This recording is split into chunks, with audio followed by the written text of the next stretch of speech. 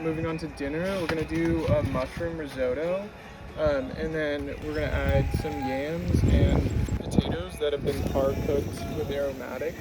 They're par cooked, so they're already like pretty much ready to go. They just have to be reheated in the pan once the risotto comes up. So I threw them in a pot of boiling water with aromatics, garlic, onion, some bay leaf, and some thyme, as well as rosemary, I believe, and then strain them off after about 10 minutes. So they still have some texture.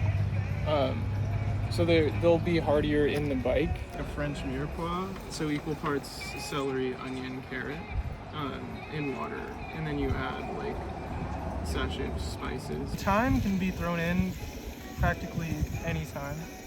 Outdoorsy crush. Right now, I think we're on like the third reduction. So we're gonna throw in these sweet potatoes. You can drag a spoon through your sauce that's nappe consistency. Kind of a fun word. Okay. It's incredible. For what I'm working with, I'm pretty proud of it. Yeah, it's pretty amazing. But obviously in this environment, you don't get a sunset like that from a Okay, pro tip, remember something to clean the pots and pans when you're done.